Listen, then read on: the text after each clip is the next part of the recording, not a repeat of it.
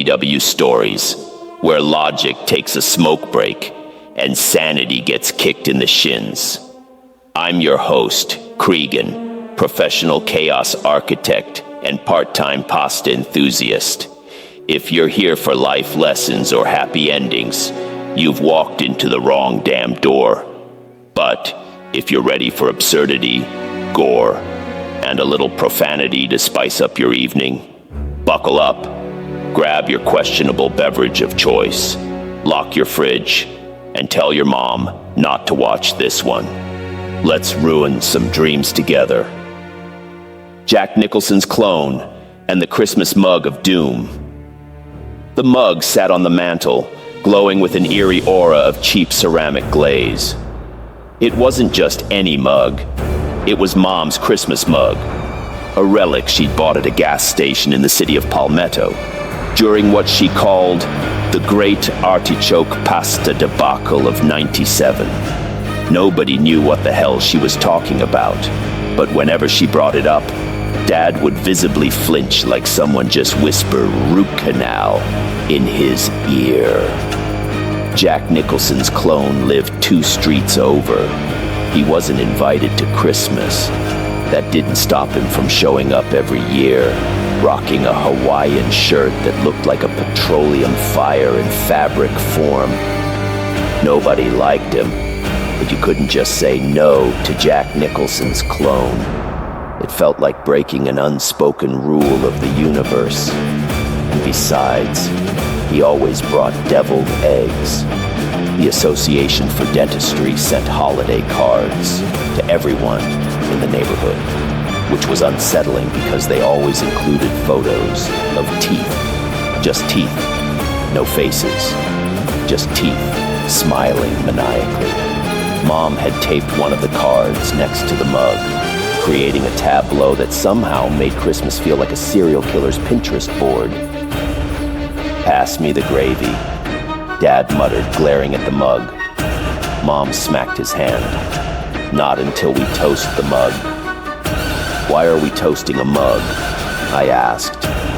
"Because if we don't, Jack Nicholson's clone might get pissed," she hissed, like that was a perfectly reasonable thing to say.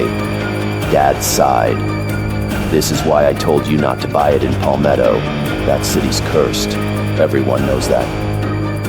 The fire hydrant outside our house started screaming. Yes, screaming. It wasn't a normal hydrant. It was one of those experimental ones they installed last year that supposedly enhanced neighborhood security.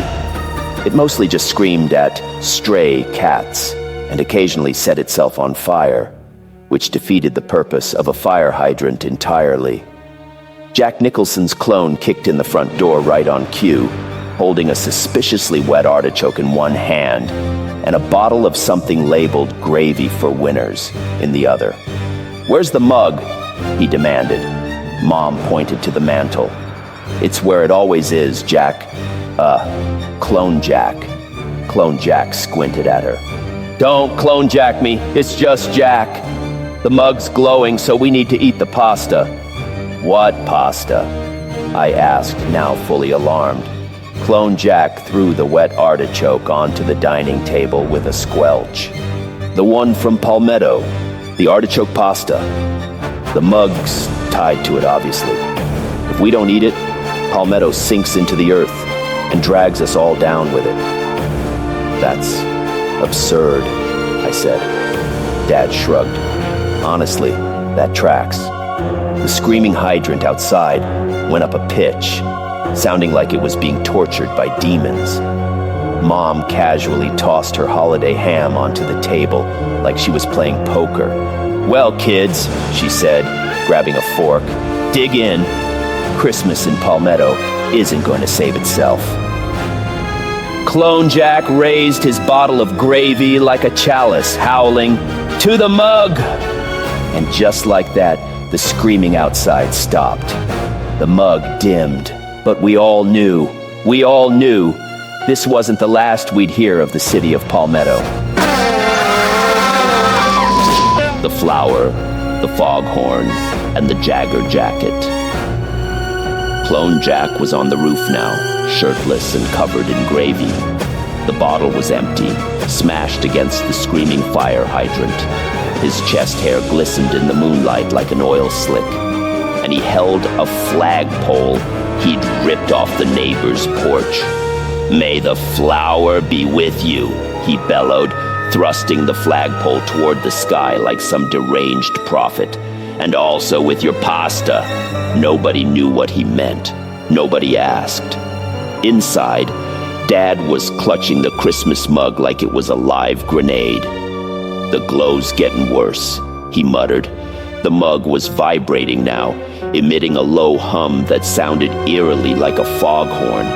"I think it's summoning something," Mom said, squinting at the mug. "It's either that or..." Before she could finish, the mug erupted in a blast of confetti and spaghetti sauce, coating the room in what looked like the aftermath of a Papa Roach concert. Out of the mug crawled something unspeakable, a Zuckerberger's town hall meeting incarnate. It had the torso of Mark Zuckerberg, the legs of a giraffe, and a face that looked like someone had melted a cabbage and slapped googly eyes on it. Its voice was a mix of Siri and Satan. "Simon says dance," it screeched, gesturing wildly with arms made of spaghetti noodles. Nobody moved. "I said dance, you sacks of meat," it roared. A sudden drum roll filled the air, building suspense for absolutely no reason. Mom grabbed the ham and lobbed it at the creature. It hit the Zuckerberger's thing square in its cabbage face, but instead of flinching, it exploded into a cloud of glitter and razor blades. Dad screamed as one lodged in his ear. Clone Jack, still on the roof, shouted, "Bring me my Jagger jacket!" "What the hell is a Jagger jacket?" I yelled back, ducking as glitter razors flew past my head. "It's Mick Jagger's touring jacket from '72, and it's the only thing that can stop this." Of course it was. Before anyone could respond, the fire hydrant outside combusted again, launching itself into the air like a missile. It crashed through the ceiling, narrowly missing Clone Jack and landing smack dab in the middle of the living room. Dad was now on the floor, bleeding profusely, but still clutching the mug. "We're not gonna make it," he whimpered. "This is it. I can't believe I'm going to die wearing Crocs." The Zuckerberger's monster advanced, glitter razors spinning like buzzsaws. It reached for Dad, its spaghetti fingers writhing. Then out of nowhere, Mick Jagger himself burst through the door, wearing the infamous Jagger jacket. His eyes glowed like twin disco balls of doom. "Not today, Zuckerbergers," he growled, flinging his jacket like a deadly frisbee. The jacket wrapped around the monster, squeezing it until it popped like a meat piñata, showering the room with bits of cabbage and what smelled like stale Facebook data. For a moment, everything was still. Then the mug shattered. From the shards emerged a new horror, a gigantic, pulsating flower with fangs. It roared, spitting acid at everything in sight. Mick Jagger turned to us and said, "You're on your own," before moonwalking out of the house. The flower devoured Dad in one bite. Clone Jack fell off the roof and impaled himself on the broken hydrant. Mom started screaming, but only because she realized she'd left her artichoke pasta in the oven. The flower roared one last time before collapsing into a puddle of fluorescent goo, taking the house with it. The last thing I saw was the ham, miraculously unscathed, floating in the air like some divine relic. Obvious advice that makes no sense. Never trust a man with a collection of spoons, and always carry a live chicken when visiting the DMV. It just makes things easier. Tick, tick, the clock's on one for shadow lurks and knows your mind. Creak, crack, lost you when you're not alone at your side.